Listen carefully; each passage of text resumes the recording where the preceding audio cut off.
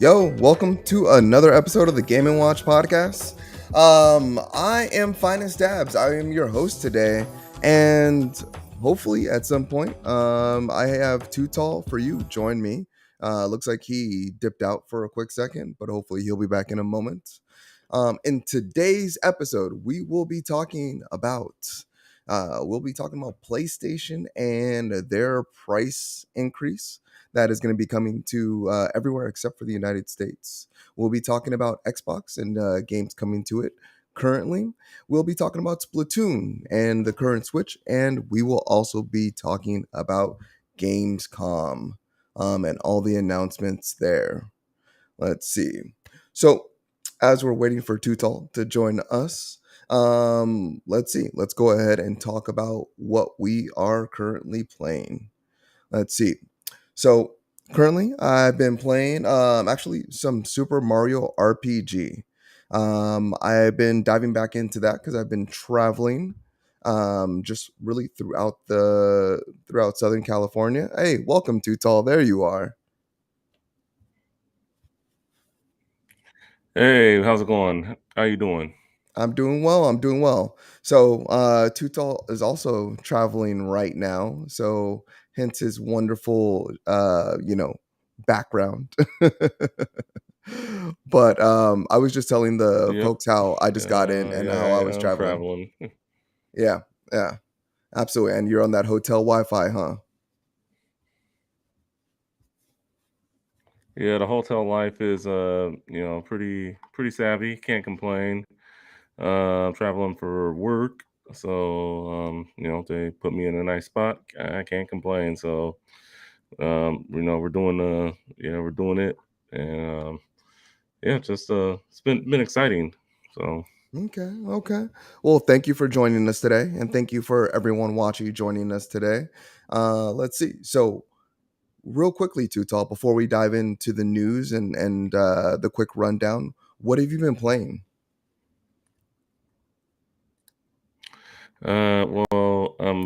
On my little trip, the only thing I've been able to really play is just anything on my Switch. So for the most part, I played Mario Kart 8 Deluxe. Why? Because it's the game that just keeps on giving. People still buy it. It comes bundled with Switches. So I've been playing that. And then I have also played a little bit of Cobra Kai and some of that Teenage Mutant Ninja Turtles Shredder's Revenge. So I've been playing when I can. I haven't had too much free time to play, but for the most part, I mean, those are really the three games I've been playing. Just fooling Mhm. around with my Switch, and that's why you love to have a Switch. It's portability. What you been playing? Yeah, so I was just telling everyone since I've been traveling also, I've been running Mario RPG on emulator, and I've been diving back into that one. In addition to that, I was also playing some Turtles in Time over the weekend throughout my travels. So those are probably the two biggest games that I've been playing a lot of. And yeah, just like Mario RPG, man, that game is so great. It's so good just to get a reminder of yeah, just the hidden secrets of that game, just that 3D slash isometric feel of that game and that look of the game is absolutely incredible. Definitely a game everyone should play if they haven't yet.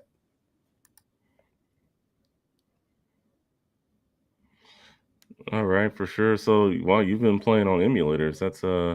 That's good to know. I mean, Mario RPG, that's one of my favorites for the Super Nintendo, and Mhm. Turtles in Time. We're about to get that later this week with the Cowabunga collection. I don't want to ruin that too much, but I mean, yeah, that's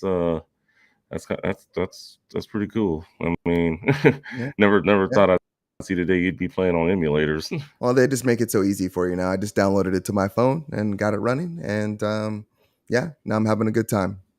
Let's see, but let's go ahead and do a quick rundown, and then No, I got what's that? Oh, I'm sorry. You have a question?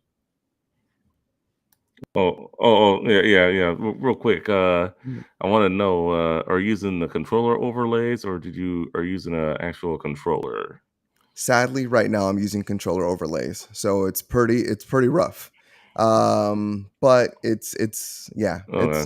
that's why I'm not playing anything too crazy. That's why I decided like a Mario RPG, like Turtles in Time wasn't too bad, but I did try a couple other games. Like I tried Mario Kart, and that was rough. I was like, okay, I gotta do something Mhm. else.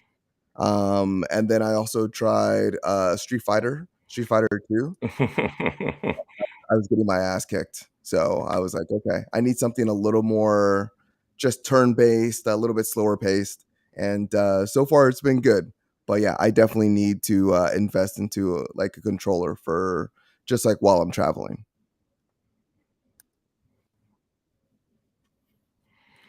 All right, for sure. Definitely. So, I mean, I could always give you some emulator advice, but that would be like a whole another episode instead of what we came to talk about. So, let's get into what we came to talk about. Yeah, yeah, absolutely. So, just real quickly, the Game and Watch podcast is brought to you by Our View Gaming. You can find us on all your favorite listening platforms. So, if you want to take us on the go, you can listen to us on Apple Podcasts, Spotify, iHeartRadio, Google Podcast, Stitcher, Castbox, and more. In addition to that, if you do want to write in, you can write into Game and Watch Podcast at gmail.com. And on top of that, if you want to chat in, we do have our chat room at the end of the episode. So please write in with your comments and questions and so forth, and we will get to it at the end of the episode.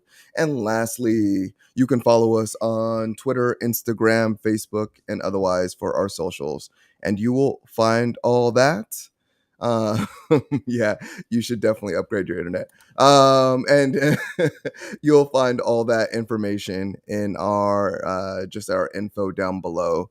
Other than that, today's first topic is actually going to be, let's see, Nintendo announces a Splatoon 3 Nintendo Switch OLED, which is actually live now and in stock. So if you are a fan of Splatoon 3, that is now available for you. I will go ahead and pull up the image. Let's see. It looks like Too Tall is going to go upgrade his internet because he is dragging ass, and we can't have that. But we still love you. Let's see. So as you see, you have the Splatoon Image 3. All the base internals are still going to be the same as the OLED model, but you get that color variation along with that kind of that embossed look of a Splatoon. So that's quite wonderful right there. And you should be able to find this at any of your local retailers. Let's see. So moving on to our next topic, we won't spend too much time on that one. Let's see. So Notorious DRM company takes aim at Switch piracy. So for those of you that are looking to, purchase a Switch or purchase a Switch with emulator, let's see. This is something that Notorious has been working on for quite some time. However, it is not currently implemented in the Switch. However, it possibly can be at a later date and time. Let's see, but let's go ahead and jump into the article here. The article is from Kotaku that we've pulled up. And the article reads as, let's see. Dunevo, the company best known for its heavily criticized PC gaming DRM technology, has set its sights on a new scourge: Nintendo Switch piracy. The software maker has announced during Gamescom 2022, which we'll be talking more about later today, on Wednesday, that it will begin selling a new product called the Nintendo Switch Emulator Protection to prevent Switch games from being pirated to PC.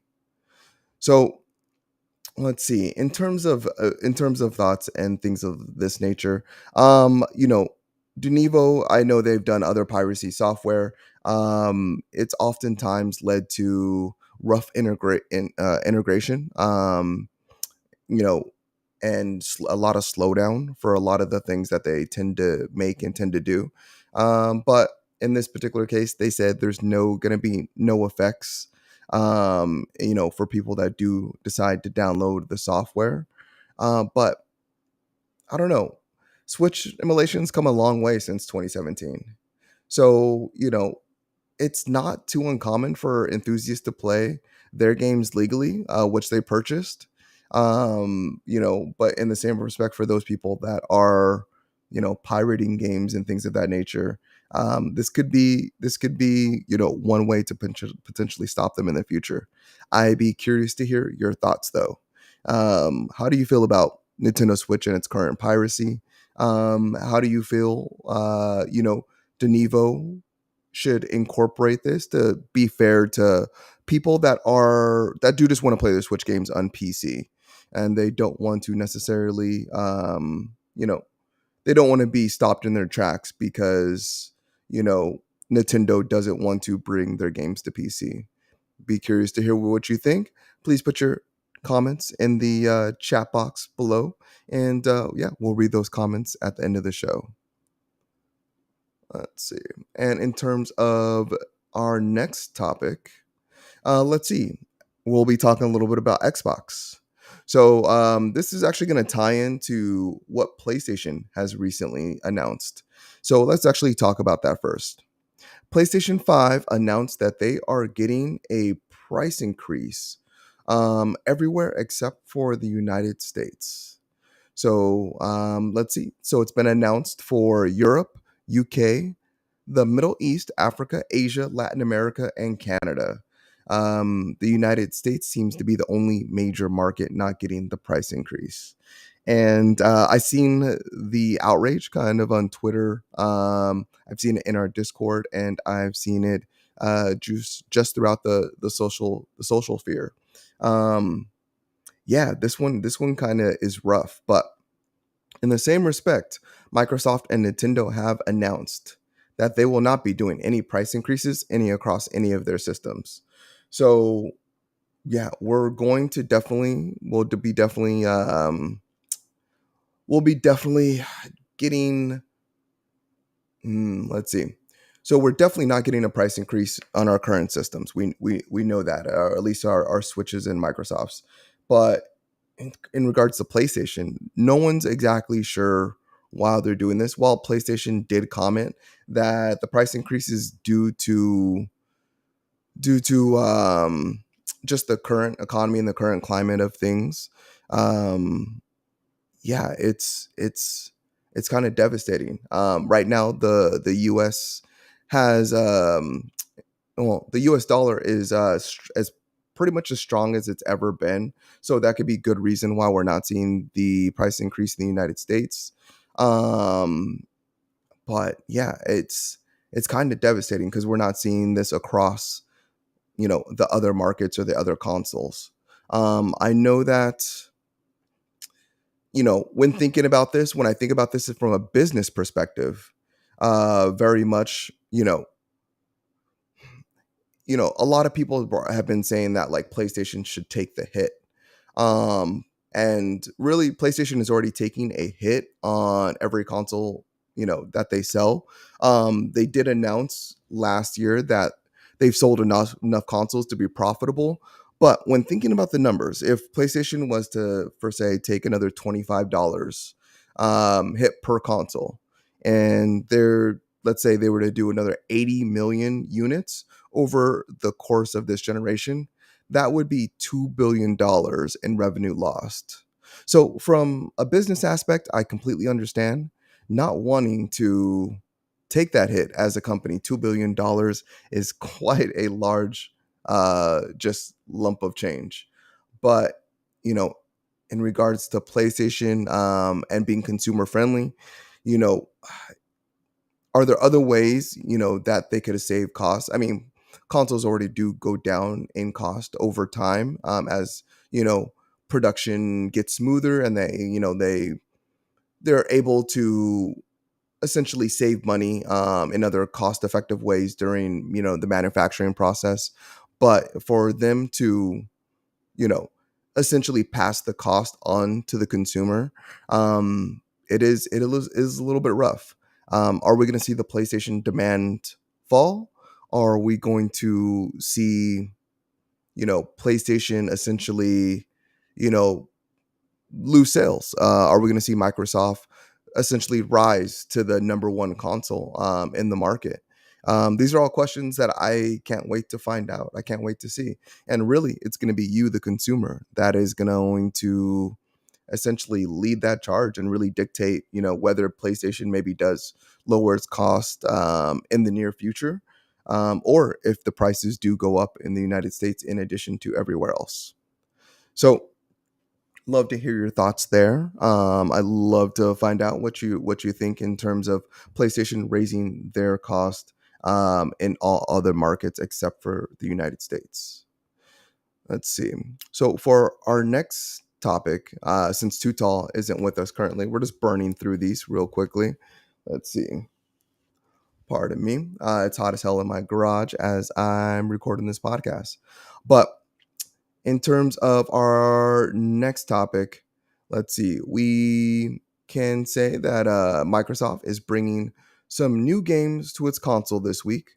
Some of them have already hit, some of them have not. But one of those games is going to be Destroy All Humans, coming out August 30th for the Series X and S.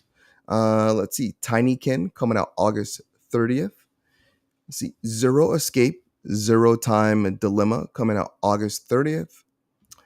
Let's see. Fairy Elements coming out August 31st for the Series X and S.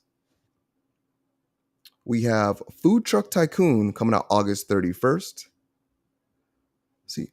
Murder on the Marine Express. Coming out August 31st. And then we have JoJo's Bizarre Adventure, All-Star Battle R, coming out for the Xbox Series S and X. And then for our last two games, we have Osin Master coming out September 1st. And we have Lego Brawls coming out September 2nd. All right. Hey, welcome back, Tutal. Hey, do I sound better?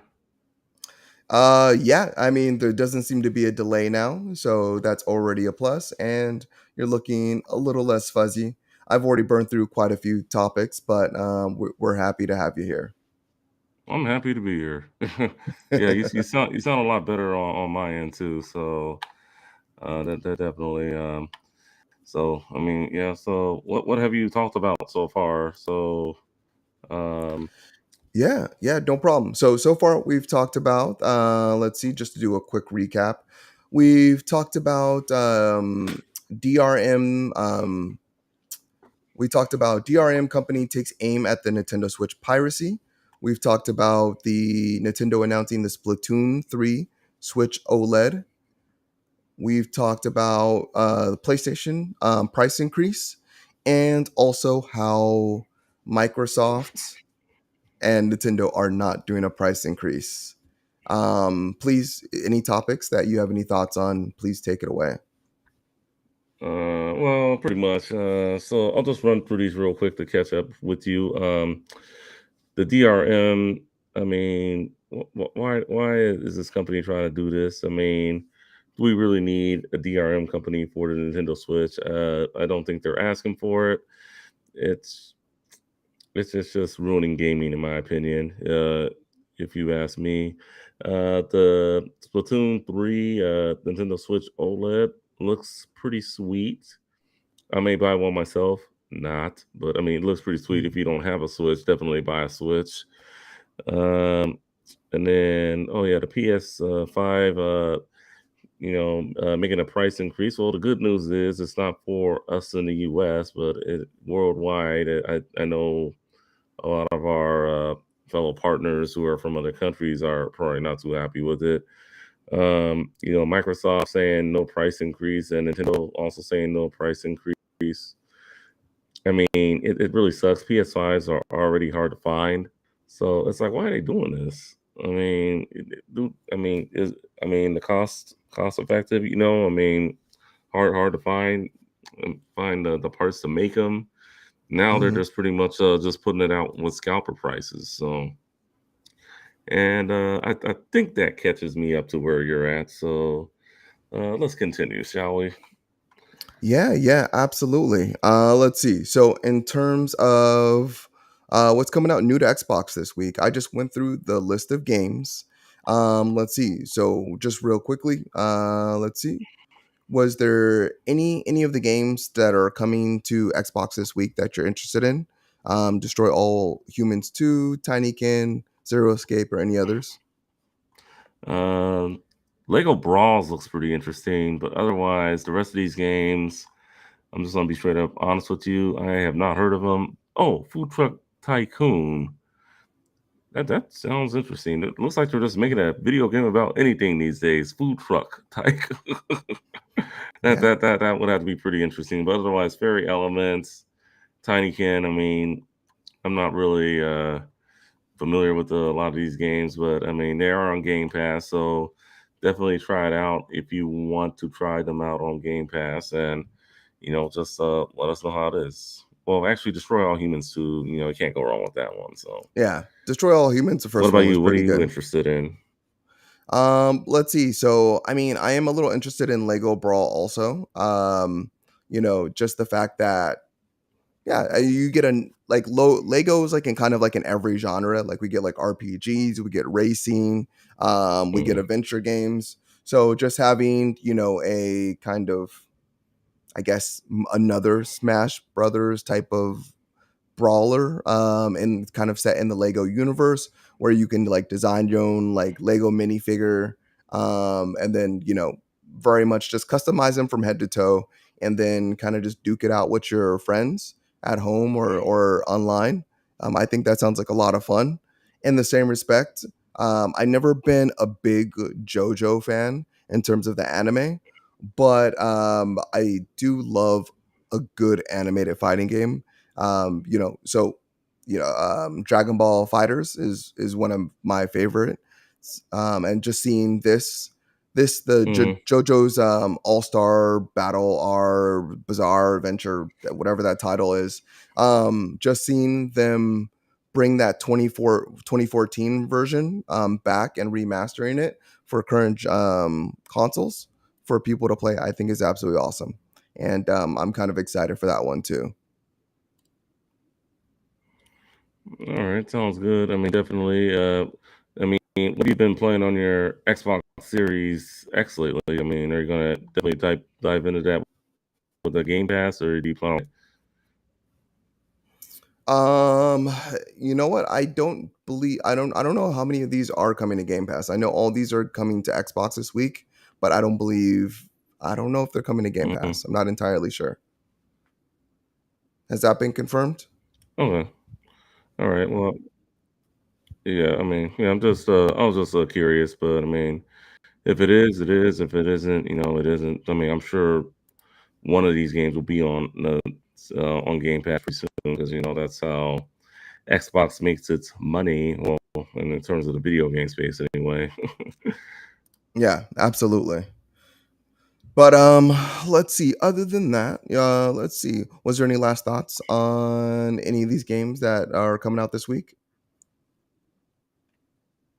No, not really.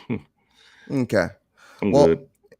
perfect. In terms of our next topic, let's see. We have Sony's new DualSense Edge wireless controller is coming out. So have you seen this thing? It is their new pro controller that's going to take on the Xbox Elite. Uh, yes, I am looking at a photo of it right now, and it does look sweet. I'm a big controller head, but I probably won't buy this because I think anything over like $100, I think is just way too expensive for any controller. But it does look good. I mean, it looks like that has buttons in the back, which I know people have been asking for when it comes to these Elite controllers, and Xbox has it there, and I mean. I mean, why not? I mean, it does look very sweet for I mean, I want it, but then when I look at the price, it's like I could just buy a game with that. Yeah, yeah, but I mean, just to have like an elite controller. I mean, so in terms of this controller, Sony they appear to have like the best features from like other PlayStation Elite controllers. So they like from the Scuff and the Elite controller will like they have the removable analog sticks and thumbsticks. They did put rear buttons on this one. They have the changeable stick caps and they have multiple controller profiles. So you don't have to go into your settings and change everything all the time. You can just go to your different settings or go to your different profile and then choose the one that you want. Um, yeah, in addition to that, you'll also be able to let's see, you'll be able to change out the sticks. They're still going to be completely just straight across. They're not going to be like the the the sticks that are different levels. But you Mhm. will be able to change those out. In addition, there's also the paddles that you're going to have on this, and there's going to be the different tensions. The only thing I would say so far that every worries everyone is the price. They haven't announced the price point yet. So the Xbox Elite, I believe, is about 190. I would see this probably coming in maybe like probably around there, maybe 200. That's too much for a controller, man. And it's just way too much for a controller. I mean, I love controllers, and I mean, we could do a roundtable about controllers all day, and I could also do a roundtable about how just anything over $100 is just too much for a controller. Maybe 120 at the most, but Mhm. even that's pushing it, in my opinion. I mean, what in gaming can we get with $200 plus? You can get used console. You can get games. You can get, perhaps other accessories. Some headphones. Yeah. I mean, why do they gotta make these things so expensive? I don't understand. I really don't. Well, you got to buy one and find out if it's worth the while. That's why. But in the same respect, you're a man of many controllers, so you'll purchase 10 controllers for $50, but you won't purchase one for $200, even the uh, one with all the bells and whistles. I mean, it would have to be like the last controller I ever used for that console if I'm paying that much for a controller. But I mean, I'm not gonna lie, it does look sweet. It really does look good. I mean, yeah, it's. We'll see how much it sells once the price is announced. Okay, okay, that's fair. Let's see. So let's jump over to our next topic. So, with your brand new controller, you will eventually be able to watch Aloy on Netflix. So, Horizon Forbidden West and Horizon Zero Dawn is very much getting her own Netflix show. Hmm. Um, yep, this is reported. We got this report from IGN, and yeah, I mean, I know I'm already excited for this. There hasn't been a lot of details announced, other than that it's going to be directed by Steve Blackman from that also directed the Umbrella Academy. But J Man, do you have any interest in this? Will you be watching the show on Netflix when it comes out in several years? Yeah, perhaps. I mean, I do watch Netflix already. I mean, I have my list of shows, so I definitely just want to see what Sony rolls out with, and not only just Sony, but the rest of the video game companies. From Nintendo, and Sega. I mean, just see what they come out with, and I mean, I didn't really get into the first Horizon Zero Dawn game, but Horizon Forbidden West. I mean, I haven't really touched that yet, but I mean, if the show's good, I mean, I'll definitely watch a good show. I mean, just because I'm not into the video game doesn't mean I won't give the TV show a chance. Yeah, that's a What good about point. Yeah. yourself? You know what? I'm scarcely optimistic. Just thinking about, I don't know if you've been watching She-Hulk as of recently or have heard anything about that. I see, yeah, I've seen the trailers on Disney Plus. Yeah, yeah, Mhm. I'm aware. I haven't watched any episodes, but I know of it. What about it though? Yeah, there's been a lot of controversy or just around the amount of VFX and CGI within that show.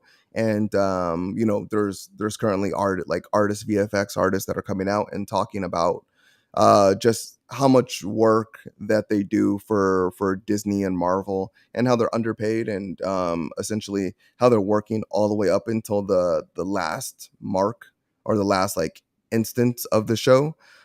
So just thinking about these giant, these giant robotic dinosaurs that are going to be incorporated in this show, um and how much effort and how much effort is gonna have to go into that, and like just the movements and the battles with Aloy and things of that nature. I'm a little scared. I'm a little skeptical. So I mean, it's really just a wait and see. I'm gonna watch the show regardless, but it's a little daunting. It's a little scary. Let me ask you something. Who's your favorite video game character of all time? Like, who would you want to have their own show in video games of all the games you've played that does not have one yet? I know I just Oh, threw like a curveball at you, but yeah. I mean, my favorite video game character that would want to have a show.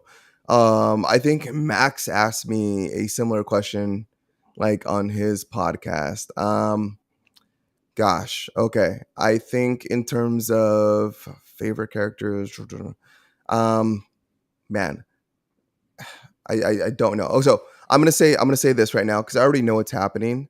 I know Bungie is getting their own show, and I Bungie. know in terms of Destiny, we're gonna be talking about that just in a moment. But I am super excited Okay. for the Destiny sci-fi show. I think I lean more to science fiction and fantasy.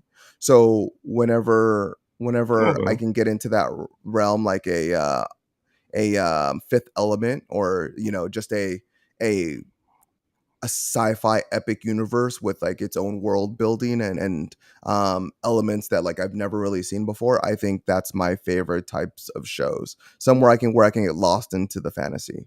So I would say I'm really excited about the Destiny show that's coming at some point.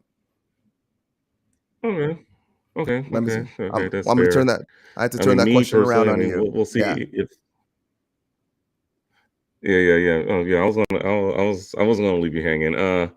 I mean, I know one of the ones that come to mind right now, and the game just came out. I know the game hasn't been getting great reviews. Probably like a Saints Row show that I think would be pretty interesting, or maybe like something like with GTA 5 or something Mhm. like Trevor and yeah, that would be awesome. Trevor, Mike, and uh, Franklin. Yeah.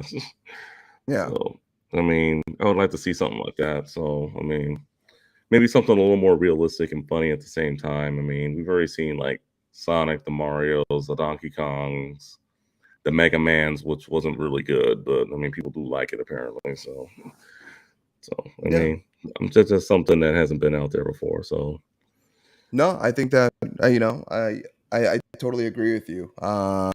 We've got a lot of the '80s cartoon characters already. I'm not trying to see any more of that if I don't have to. mhm. But yeah, I'm excited for something new.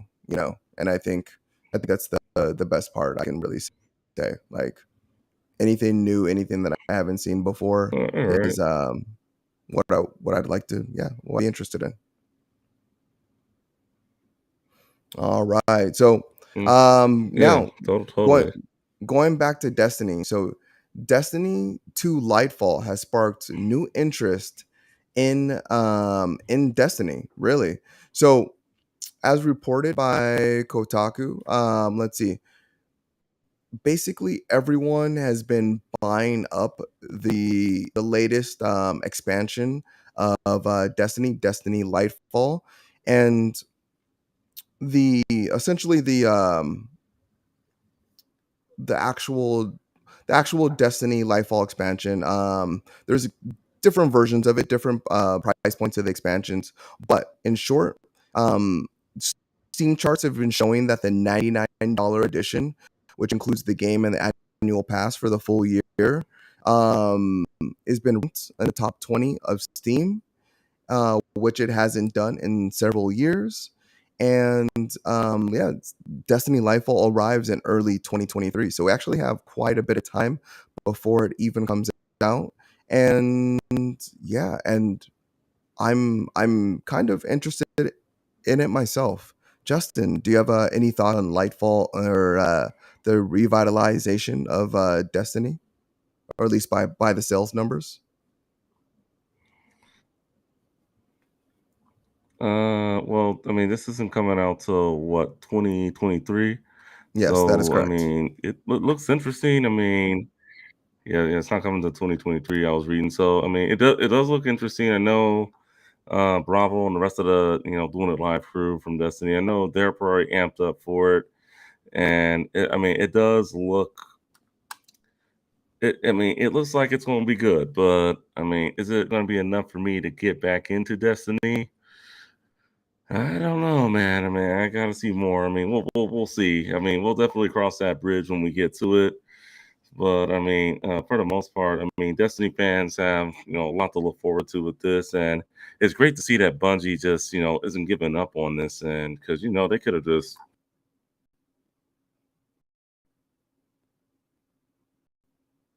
All right.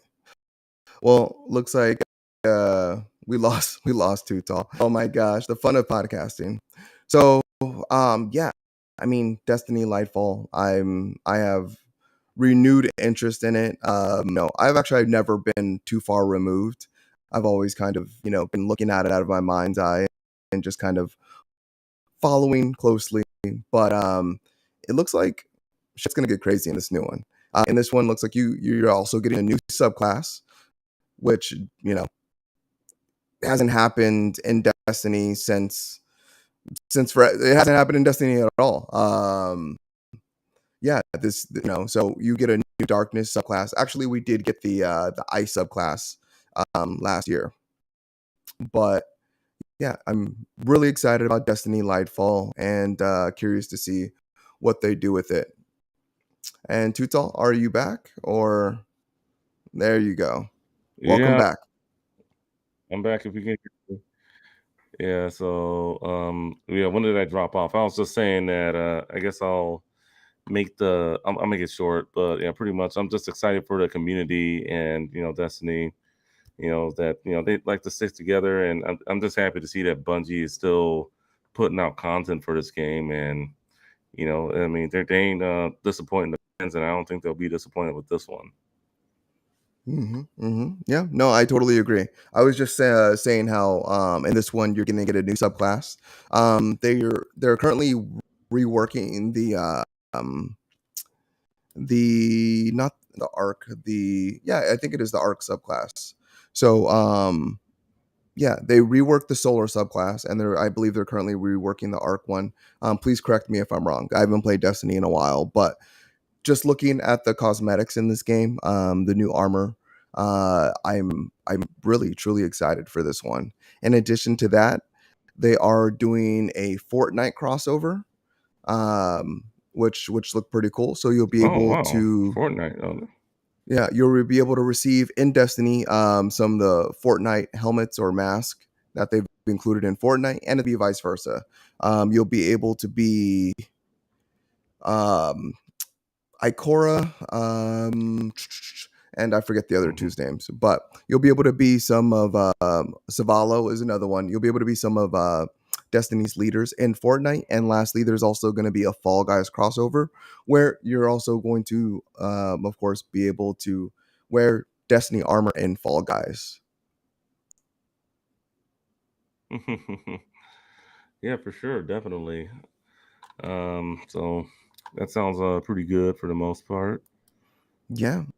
So well, it doesn't sound like you have anything else to say about Destiny. Let's see. So we'll move on to our next topic.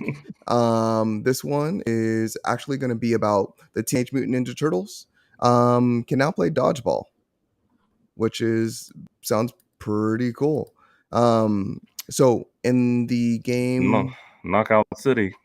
Knockout City, yes, you will now be able to essentially be the Ninja Turtles in Knockout City. This is the first crossover DLC that we've received in Knockout City. And so this is a big one for them, especially since they've gone free to play. Uh, Too tall. It's the year of the Ninja Turtle. What do you are you excited to play Mhm. Ninja Turtles in Knockout City? And is this enough to bring you back? Yes, possibly it is. I mean, Ninja Turtles have been killing it all year. We're gonna be talking about a game later that came out this week for it, and Shredder's Revenge is just possibly indie game of the year. Hopefully, it gets a game of the year nomination. So Nickelodeon just has the Ninja Turtles all over the place. Whether it be their own games or just crossovers with games like Knockout City. Maybe next will be Fortnite. Who knows? I mean, the possibilities are endless with the Ninja Turtles. So Mhm. that's very exciting. Is it enough for me to get back into Knockout City? Maybe. We'll see. Okay, okay. Maybe it was definitely more than I thought I was gonna get out of it. So I'll definitely take a maybe. I think my favorite part about this is just that they're using the classic Ninja Turtles from the '80s cartoon. Is probably my favorite part about this Mm. overall. But yeah, I only dabbled in Knockout City for like a quick second. And yeah, I played a couple matches. It was all right. Wasn't anything crazy.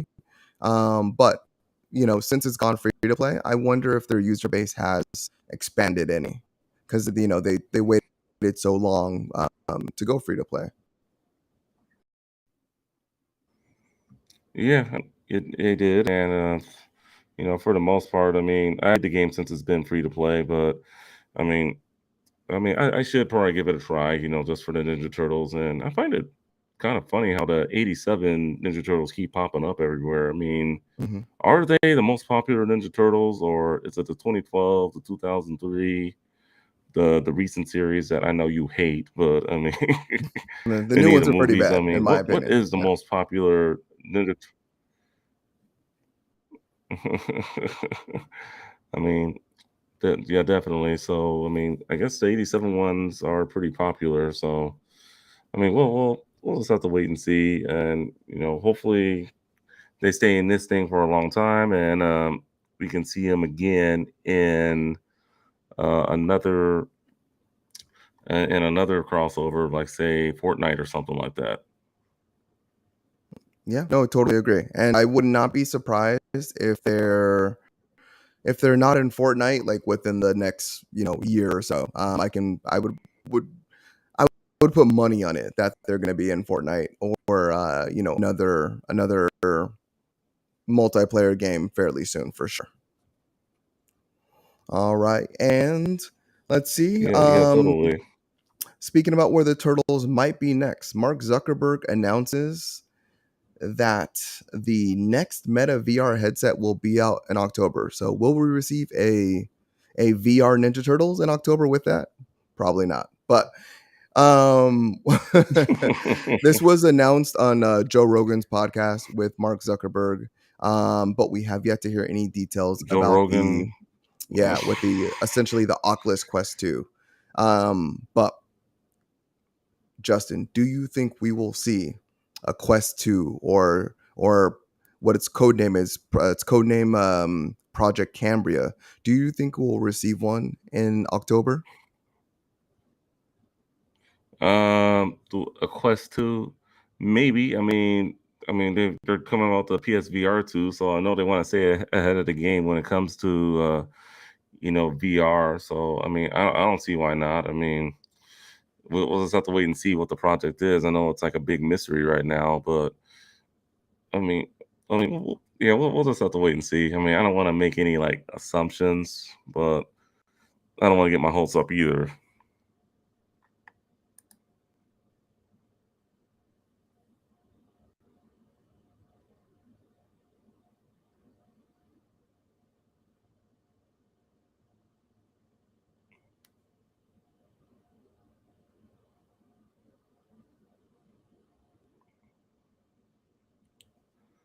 I think you're muted. I can't hear you. That's my bad. Let's see.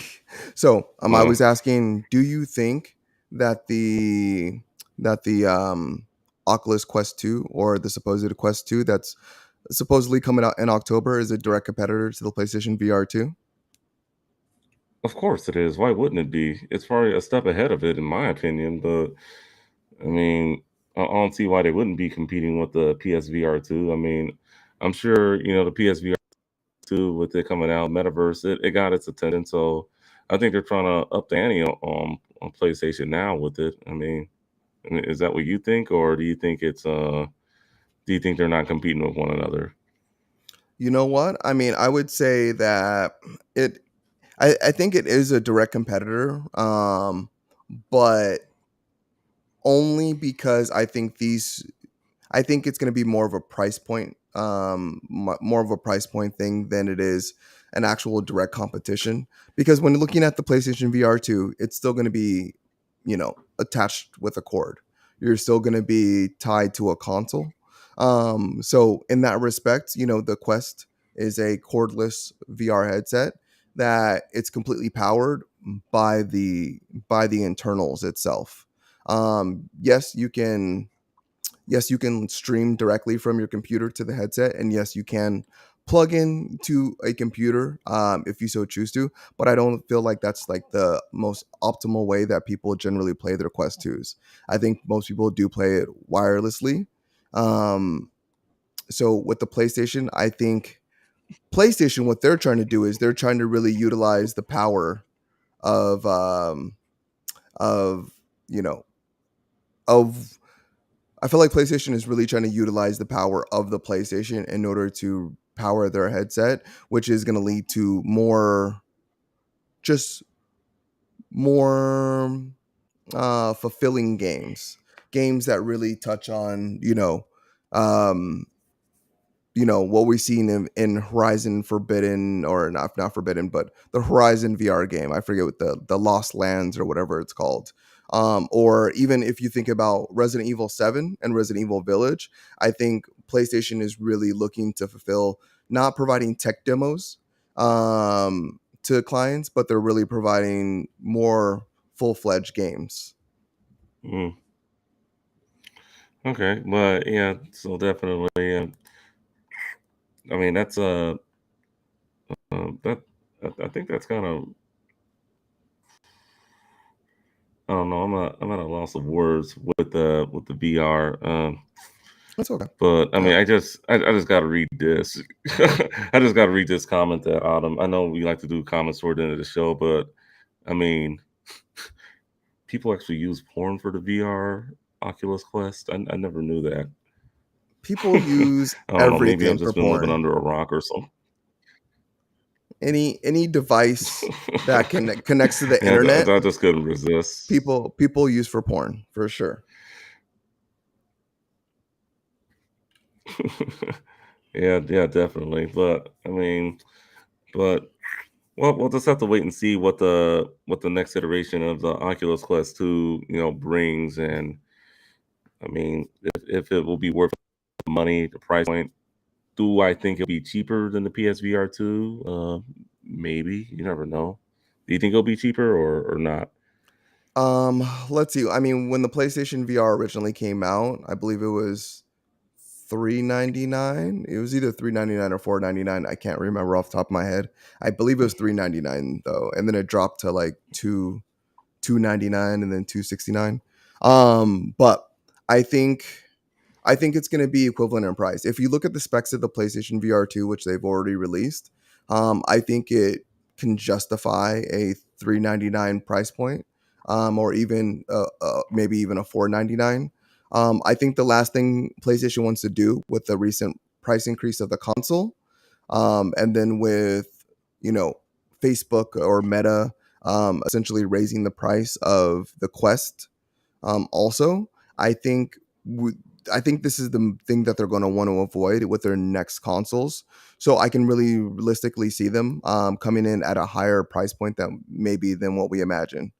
All right, on Two Tall's out again. So as as much fun as this episode is, we're gonna go ahead and we are going to do the release rundown, and yeah, and then we're just gonna call this episode a bust.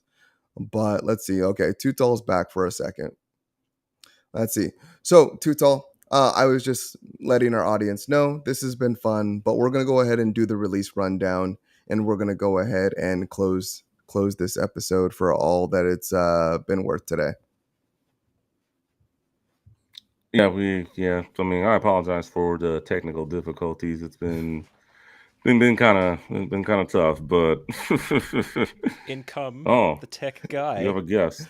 the guy that does Yes. tech stuff. So you guys having a bit of trouble with the issues. I thought I'd come in as the third voice from out of the woodwork. How's it going? It's going well. It's going well. And today we have joining us during the episode, jumping in, dabbing. I don't have your intro like Too Tall does, but we have Matt Bliss, the host Yeah, of the man. Dead Drop podcast. It's been a minute. It has. Welcome. Cheers. Welcome. All right, all right. All right. I'll listen in the background. I'll just listen in the background. Bye y'all for now. I'll hopefully the next episode I do, I'm still traveling. I'll get some strong internet at this hotel. I thought it was going to be better than this, but my apologies. But I'll comment in the background. Yeah, we So appreciate you being here regardless, and giving the effort to make sure that you can be on the podcast today. So thank you. no, The internet just like crooked him out of off screen there. Oh It's really yeah. unfortunate. Oh yeah. Internet is never good enough anywhere, is it? It's not. I honestly I was out and about this weekend also. Very much doing things with my family and was out of state, and I thought about doing the podcast from overseas. Um so I was and I was like I'm not going to do it. I'm just going to wait till Monday. So here we are today. Yeah. Yeah. No, that would be my advice. I went overseas for a couple of weeks and I thought to myself, I'm going to bring the computer, I'll bring a microphone. I'm going to do it when I'm over there. And then I realized realistically, I am not going to do this podcast while I'm overseas. So you made a good move. I think it's a good idea. Oh, well, thank you, Matt. I mean, you've been in the background also this episode. I know there's probably things that you want to touch on, maybe a little bit here and there. Is there anything that you'd like to hit on during this episode or so far, or do you just want to continue on with the Let's show just as keep per normal? let's just keep going.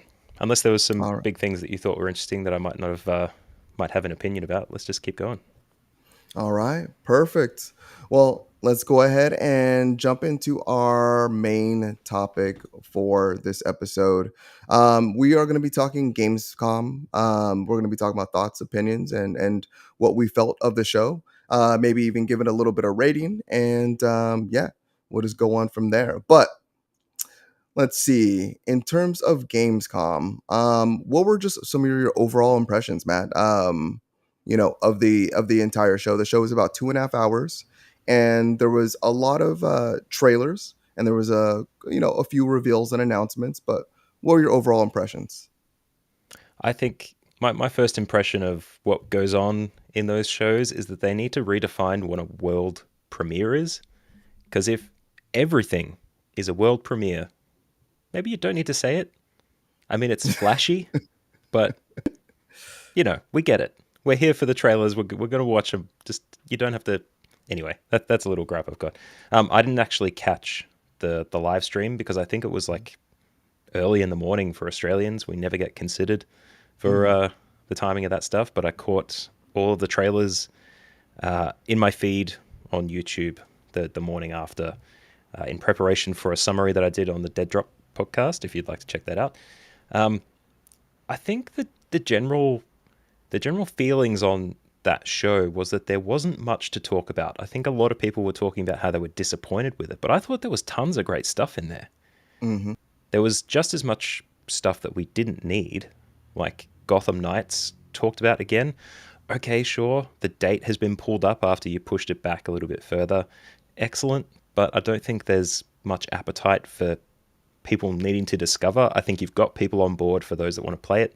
You don't really need to flash more stuff in front of them. Mm-hmm. I was a bit bit cynical about the Hogwarts Legacy pre-order bonus after they've delayed it until next year. I thought that was very interestingly timed, especially with young children that need something bought for them at Christmas. I suspect that's probably going to be what they get. But there were some really interesting trailers in there. In particular, Mhm. Lies of P and Atlas Fallen. Both of those were very interesting. There's a whole Edo period Japan vibe starting to come off games again. There was a Chinese sword fighting game in there with Wulong, or I believe. no, but I think No. that one's Black Wulong. I think that one Okay. is coming up, but this one you'll have to forgive me. I'm not as prepared as I would normally be, but No, you're it was totally fine. a three-barreled name that's very non-indicative of the content. But Hmm. yeah, that one looked like it was going to be very interesting and very engaging. But there was a lot of great announcements in there. I'm not sure what people would have been missing out on. But yeah, I like those. Yeah, no, I totally agree. I saw a lot of, you know, discontent about the show in regards to a lot of its showings. I think when coming off of the summer games game show, and just seeing those announcements and really what they brought to the table there, how much more were we really gonna get? Too This, much Keeley, right? yeah, too much Keely. Over Keeleyed. Yeah, it's like we got I believe like basically like most of the announcements that we are going to get for the year, and then going into this show, um, I think we saw a lot of new, not a lot of gameplay, but a lot of new things that we didn't see at the Summer Games Fest, and I think that's a great aspect already. We didn't get a ton of developer interviews like mid show, extending the show to it being several hours long, and I think we saw some good games. PlayStation wasn't there, Xbox was there, but we already kind of saw what Xbox has planned for the next year, hence their last showcase. Yeah, they'd want to lay low as well, knowing Hmm. that everybody understands they have no first party titles coming the rest of this year. Hmm. Everyone knows about Game Pass, and they're going to want to focus on promoting their Game Pass day ofs the most. But Absolutely. Game Pass itself is advertising for them anyway, so they're probably happy with it not being too Xboxy, I Hmm. guess. Yeah, yeah, absolutely. And I mean, not to dog on Xbox, but um I think these shows are really relying, especially when we don't have the bigger studios like Xbox and PlayStation showing. We're really relying on those indies and third party games to show up. And like I've said in previous episodes and in our Discord and such, that like I've been playing more indie games than ever before, and they've been more enjoyable than a lot of these AAA games that I'm usually like fawning over. It's really allowed me to open up my catalog for gaming overall. And what does it tell you about indie gaming at the moment, where you can have the big publishers and console makers kind of bow out of a massive game convention showcase, and the indies kind of prop it up and not have it fall flat and it not be a specific indie showcase? I think what you're mentioning there is really, it's showing what the game industry is becoming, even though we're looking down the barrel of acquisitions and companies merging and things like that. You'd think it homogenizes the content. But no, we've got tons of great content coming out of non-platform specific studios that, are really breaking the mold. I think it really Mhm. shows us what's coming. It's I good. completely agree. Yeah, and I have to ask, did you have a favorite game showing from Gamescom? Look, I think Lies of P really captured me. It really did. I'm describing it as a Bioshock and Bloodborne combination. And those two together, in terms of gameplay, it just ticks all the boxes for me. But I think if you said they were making a game based on the story of Pinocchio, you think Disney. You don't You think, would. all right, there's like a semi-prosthetic robotic arm that has magic flying out of it, and a bit of Soulsborne combat, hitting stuff around, walking through really rich, dark environments. Like, you don't really put that edge on it. You would No. with the Grimm Brothers thing, but in terms of a game in development at the moment, I think Lies of P is the one that's captured me. Nice. Nice. Was there any second? I mean, the reason why I'm asking, because I'm surprised.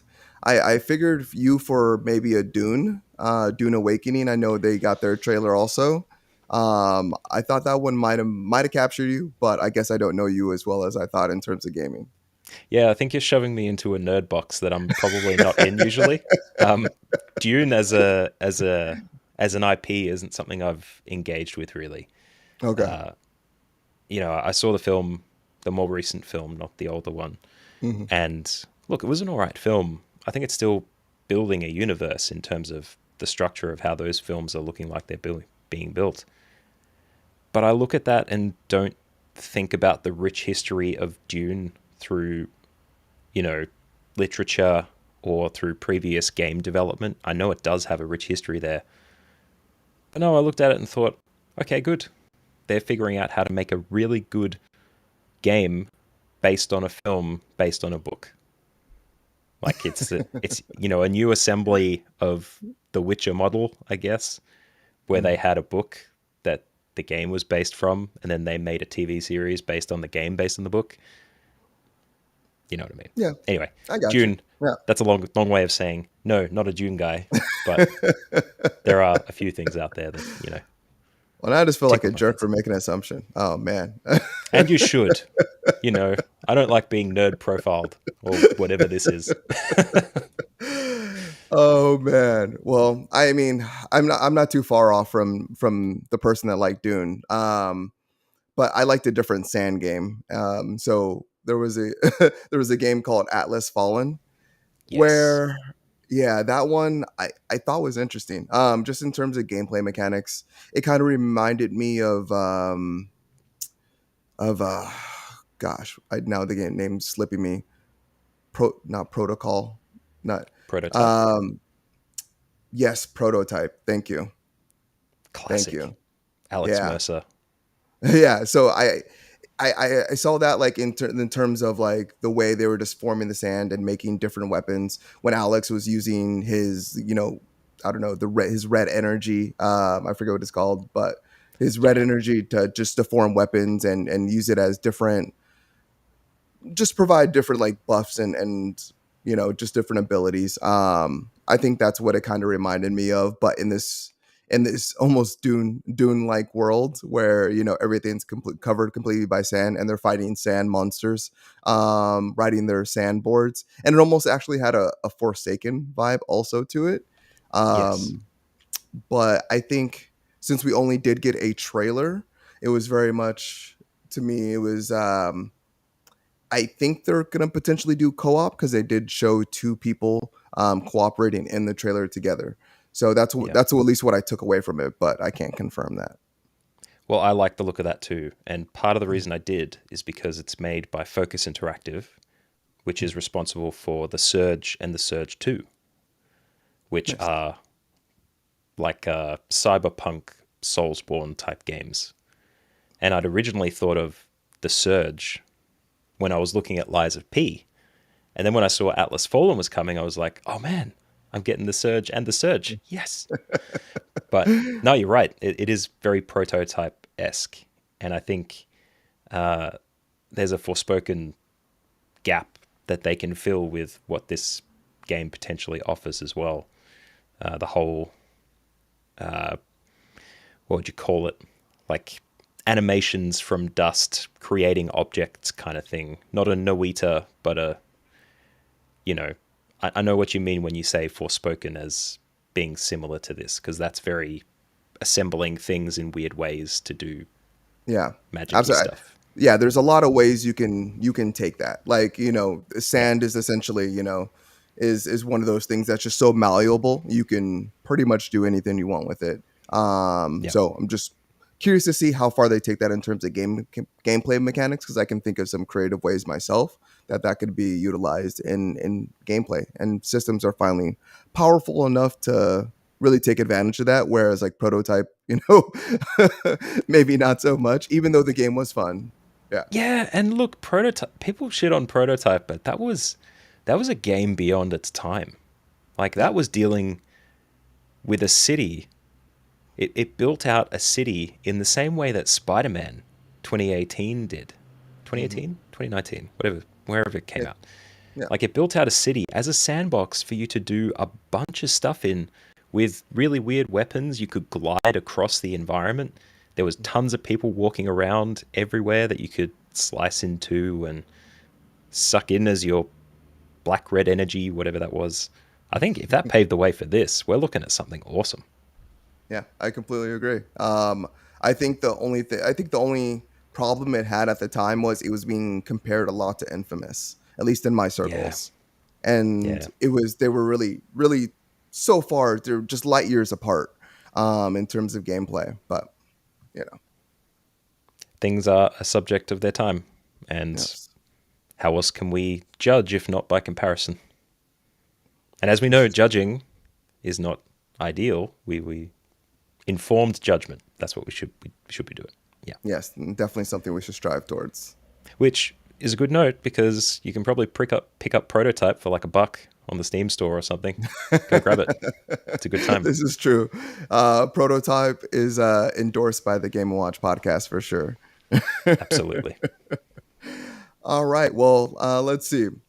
There was also the Gamescom Future Games show. So, where they showed just a wealth of games that will be coming out in the future. There's way too many games to name here. I really just want to know, was there anything that you can remember that spoke to you? Because there was probably about 50 games that they have announced that'll be coming out in the coming years. To be honest, I haven't been keeping up with this much of Gamescom at this stage, so I'm just doing a quick scroll through it here.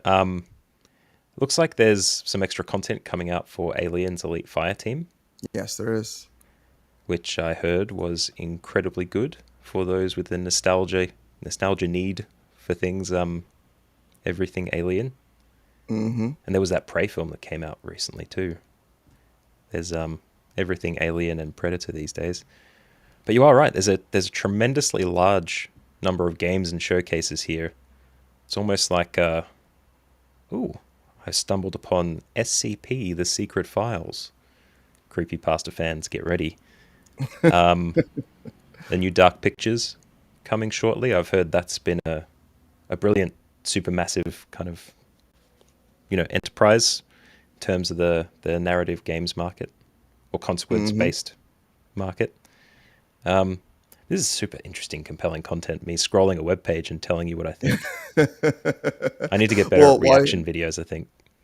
while you're scrolling through, you can check out this game while I talk about it. But there's this game called Phantom Hellcat that they showed. It is it's a, I don't even know how to describe it, but it's a slasher, so almost like it's a 2D slash 3D game. Like it converts from 2D to 3D at certain points of the game.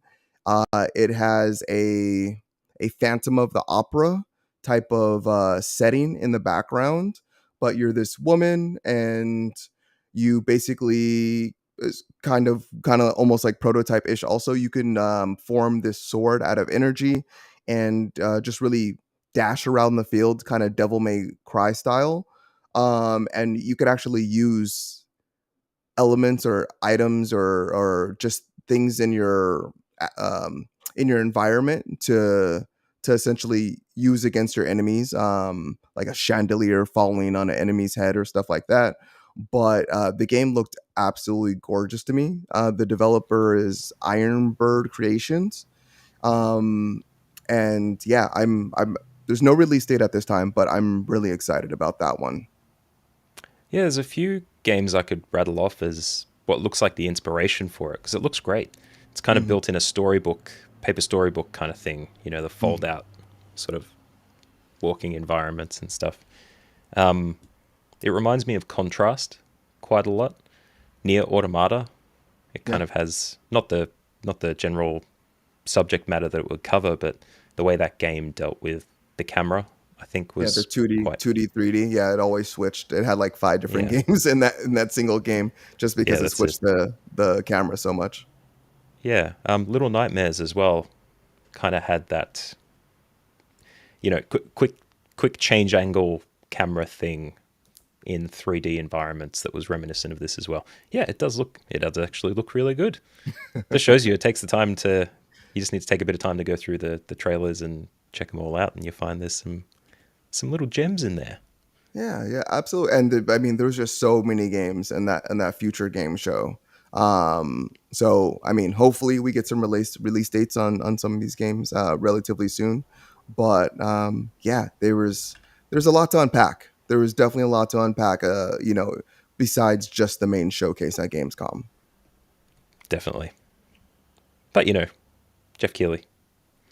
I can see that System Shock and Layers of Fears is in this wrap up list you've got there as well, that were both announced earlier this year. But I know System Shock was delayed a little bit, so it's Hmm. interesting to see that they're promising stuff upcoming for that.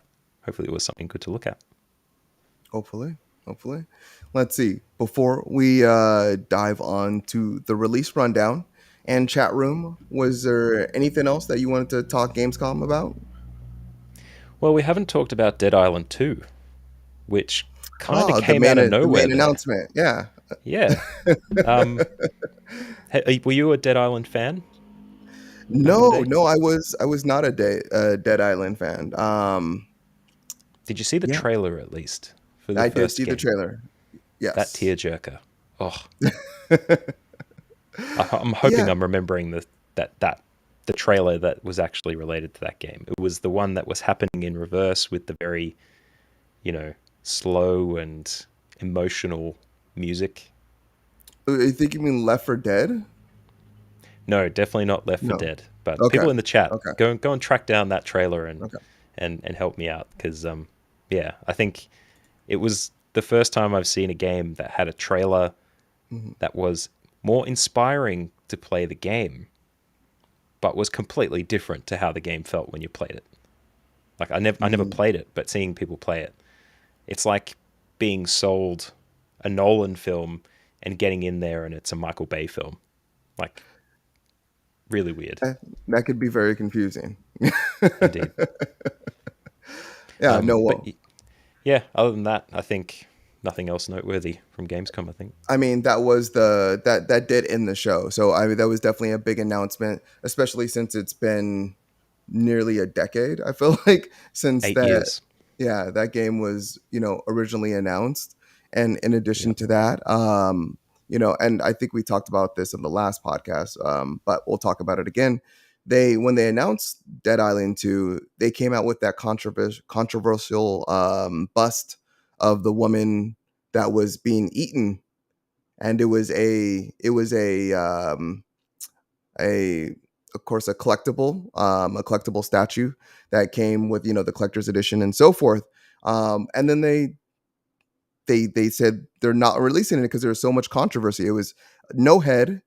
It was just a bust of a woman, her chest, no arms, and there were chunks just eaten out of her. So it was breast, a torso, and chunks, yeah, and blood. I can understand why they would remove that though. Yeah, yeah. Like, contextually, you wouldn't look at that and go, "Yeah, that's a video game." You'd look at it and say, "This guy loves half-naked eaten people." A little bit weird. It's like the story I keep hearing from old school games industry folks, when uh, people would get flick knives and stuff Hmm. when GTA would come out, branded with Rockstar or whatever, and yeah, you just can't get away with that stuff anymore. 90s marketing. It was powerful stuff. They always Mm. took it to the extreme. Yeah, like Full immersion, real life, like the game. You yeah. know, But yeah, they tried to do that in the 2000s. So didn't now work it's more out so stuff like much. this. Little squishy Hearthstones. Oh, Sorry, just in case the audience was curious what I was playing with in my hands there. It looks like I'm just holding a rock. It does look like you're just holding a rock. Yeah. Yeah. Is that from? I'm sorry. Is that from God of War or Arcana or what? You said No, it's from Hearthstone. Oh, Hearthstone. Hearthstone. Hearthstone. Okay. It's Okay. the actual Hearthstone. It came in the very early days of what I think was called Loot Box, the Hmm. mail order subscription you could Service. get. Yes. Yeah, and Or it they send you a whole bunch of you get 'em- junk. yeah, basically. I think I cancelled it after 4 or 5 months because I'd gotten the thing I wanted, and then the rest was just crazy stickers. But yeah, no, this was one of the good things. A little Okay. stressful. It's great. Nice. All right. Well, my friends, let's go ahead and jump into the release rundown. So, first off, we have Destroy All Humans Reprobed coming out on the PlayStation 5, Xbox Series X and S, Xbox One, PC on August 30th. And next off, we have Immortality coming out on the Xbox Series X and S, the PC, the Apple phone or the iOS, and also Android phones. And then after that, we have. Oh, and that's coming out August 30th, by the way, if I didn't say. We have Teenage Mutant Ninja Turtles, the Cowabunga Collection. And that is coming out on PlayStation 5, Xbox Series X and S, PlayStation 4, Xbox One, Switch, and PC, August 30th. Let's see. So some of these you don't have to wait for long. They'll be out tomorrow. Other than that, we also have Tinykin coming out on PlayStation 4. Let's see, Xbox One, Switch, and PC, August 30th. Then we have the Oblets or Ooblets coming out Xbox Series coming out on the Xbox Series X and S, Xbox One, Switch, and PC, September 1st. And then we have JoJo's Bizarre Adventure All-Star Battle R coming out on the PlayStation 5, the Xbox Series X and S, PlayStation 4, Xbox One, Switch, PC on September 2nd. And then we have Lego Brawls coming out to the PlayStation 5, Xbox Series X and X, PlayStation 4, Xbox One, Switch, and PC September 2nd. And lastly, we have. Oh, I'm sorry. There's two more. We have Made in Abyss, Binary Star Fallen into the Darkness. Don't have me repeat that anymore. PlayStation 4, Switch, and PC coming out September 2nd. And lastly, the most anticipated game for no one and maybe everyone, we have The Last of Us Part 1 coming out to the PlayStation 5 on September 2nd. All right. And Tutal in the background, Matt, do any of these games interest you? Are you looking forward to anything here? And what are those games? It's I must admit, a lot of these aren't things that were front of radar for me. Immortality, I did see was coming to Game Pass day one, and it looks like a narrative game of some description, which I may or may not enjoy. I've heard things about Sam Barlow, who made it, that were maybe not the best things to hear. I don't know. But I think The Last of Us Part 1 is going to be a smash hit, despite the cynicism around its announcement and upcoming release. I think it's making waves, enough waves, in a positive way, and it's being marketed so close to the release of the TV series that I think it's going to sell. It's going to do really well. But in particular, I have heard that the accessibility options that were made available for part 2 are being moved into part 1 with the way that they've remade it. So That is there's nice. actually going to be more of an audience there that will be able to play it that couldn't play the remastered version even. So, there's good things there. And it looks amazing. Just I does. think the game is going to sell. I mean, just the way, and I know it's not the same market in terms of how PlayStation's handling PC currently, but just the way that people do do enjoy playing games at higher frame rates, just in a smoother experience. I think it's going to sell for that very reason. I mean, look at Grand Theft Auto 5, being the leading example, where that game has been resold on what, 4 generations. Hmm. on, But on there is an explicit difference that I'd like to point out with Oh it. yeah, what's Not that? not to not to you know poo poo your opinion or anything, No, you're but fine. GTA is it's like a liminal space. It's a negative space that you can fill with your imagination. So Hmm. whenever you choose to buy it, it's going to be the circumstances that you're playing it in, the people you're playing with, and how you intend to play it in that time. Like, it's open to that. Whereas The Last of Us is very much a linear adventure. If you play it now, it's going to be very much the same experience as it was. What they lean on here for the marketing, for the most part, is the way that they've developed this not as a remaster, it's like a complete remake. Even though they're using old assets, they have refreshed absolutely everything. And Troy Baker and Ashley have been out there talking about how little I think they had to do to come in and make this an option to make. Like, they've gone in and literally built it again from the ground up as an exercise. So it's not just us get upscaling 720 to 1080 so that it looks good on your 4K TV. Like, this is built for it. It's really going to be made in a way that I think justifies the cost to those that can get it. I Yeah, and I know the developers have been coming out to really back this game and just really explain how much of a technical feat this game is. Some developers even going on record and saying like this is the most complex like game that they've ever worked on, even with it already being a game that's been pre-established. So I'm curious to see just how that translates to the market, and if the market is really, if they're able to grasp what that very much that remaster, or making, or not remaster, but or what that remake really um entails and what that is, and if there's really any interest in that, because like you said, it is, in terms of gameplay and mechanics, Grand Theft Auto, you put yourself in the world and then you kind of can build out your experience from that, and then this is very much a linear experience. So if you're right, if you have played the game, um yeah, you're going to be reliving those experiences, but in this fresh, um in this fresh beautified world. But yeah. And potentially, it's done a console leap almost.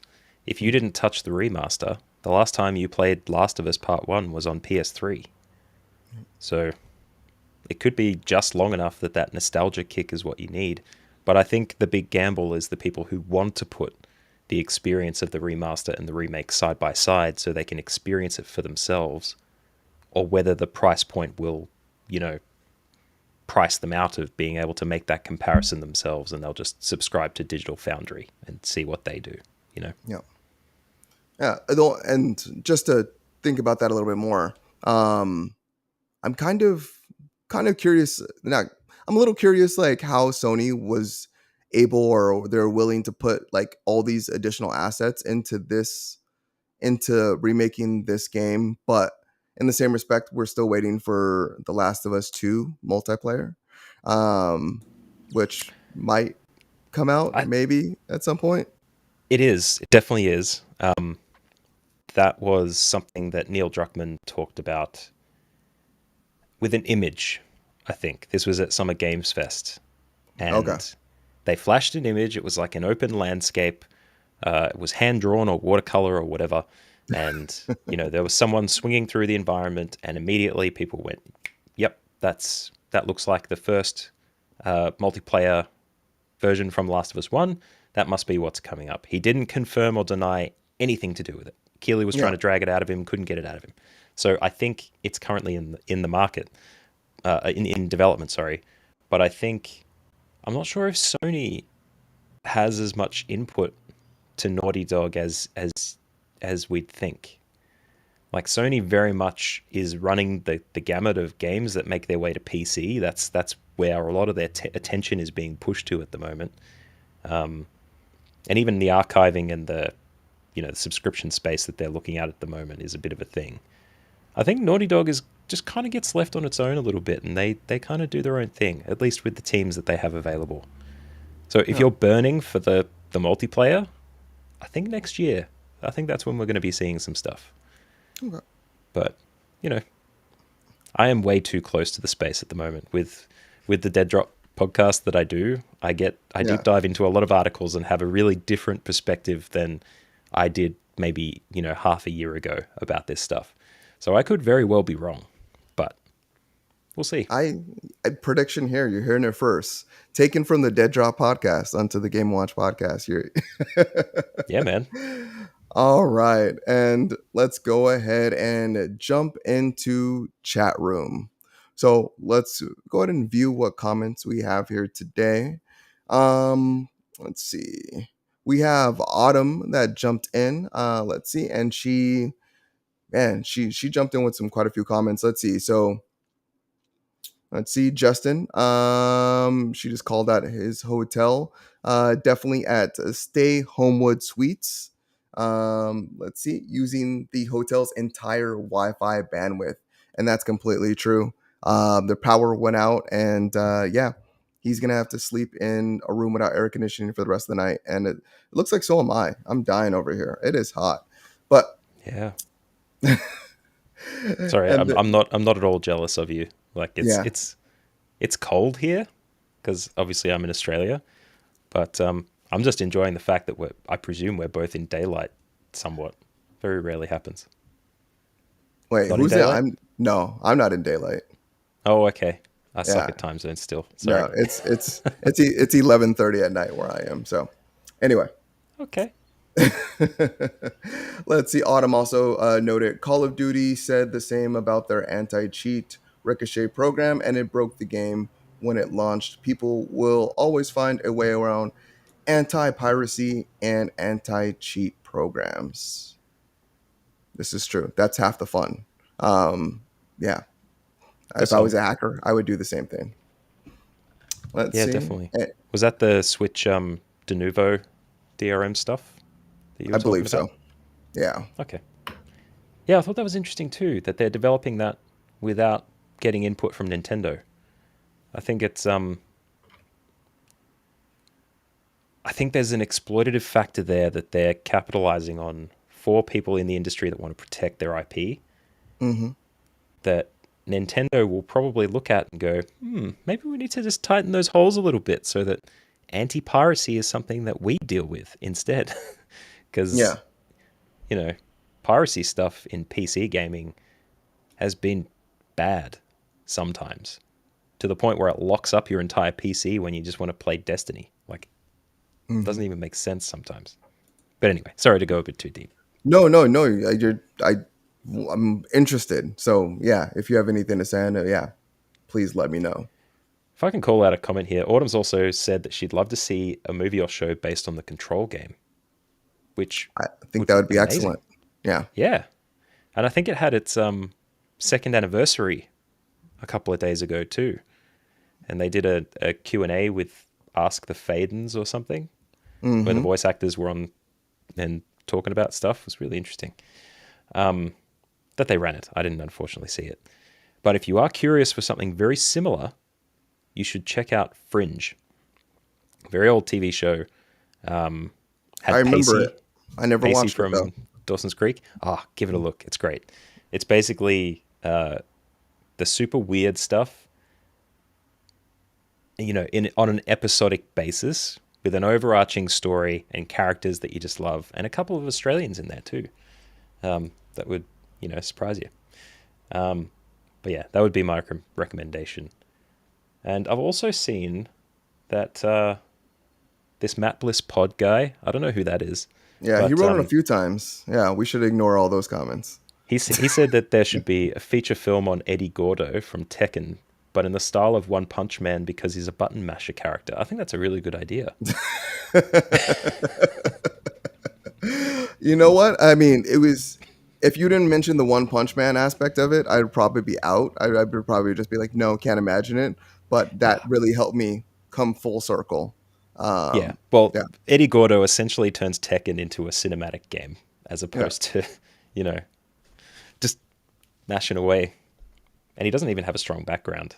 I'm not sure if you're aware of it, but the recently Giant Bomb did the ranking of Tekken endings, and they hmm went through Tekken 1 all the way through to Tekken 7, including Tag Tournament 1 and 2. Boy, the cinematics in that game are ridiculous. Like, it's a very silly game when you put it all yeah. together like that, even though it's a competitive fighter. It's really weird. So But you yeah, give it a Eddie. recommendation? Go to Giant Bomb and watch the Taken Oh yeah, cinematics. the Uh, ranking of Tekken endings. It's it's just ridiculous. Go and give him a look. I will definitely make sure to watch. And then also by Matt Bliss. I've heard that VR porn has a big problem with consent. It's so immersive, and it happens to people instead of in front of them. Makes it too real. Yep, an actual thing that I heard about where uh, I think it was in the context of women mostly, where these days consent is still an issue. Why? Um, but not why. I have to tread lightly here because, not that I am the type of person who would do bad things, but, it's a sensitive subject. But pornography, where you're totally immersed in a 3D environment, and when things are happening to you that you don't like, and you can't just get up and walk away or push it away. Like if you crawl backwards, you've still got the headset on your face and that environment is moving with you.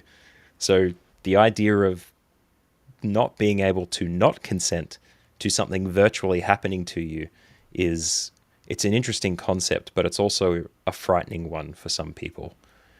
Particularly with a number of articles coming out describing experiences of people in VR chat, virtual spaces that are based in VR, where characters will come up to them and get their virtual characters, feeling them all up and stuff, and because it's so immersive, they feel assaulted in Mm-hmm. that environment because of the immersion. So there's something to be said there for some progress needing to be made. But as you also rightly said, if there is something that can have a picture on it, it's going to have porn on it. So, Yes, absolutely. Yeah, no, I've read several articles also, especially more recently with Meta wanting to create a metaverse and things of that nature, and and having issues like this where they're having to relook and you know just making sure that they're incorporating features so they could avoid things such as harassment and or feeling abused in any way, shape, or form. So super important for them too, because they're not just selling a game space; they're selling a remote working, virtual office platform, and offices still need sexual harassment awareness training because there are mhm. people that will do that in real life. If they think they're in a not real world, what's going to happen there? And I think their solution may have been to cut off the legs of everybody, which, doesn't solve the problem.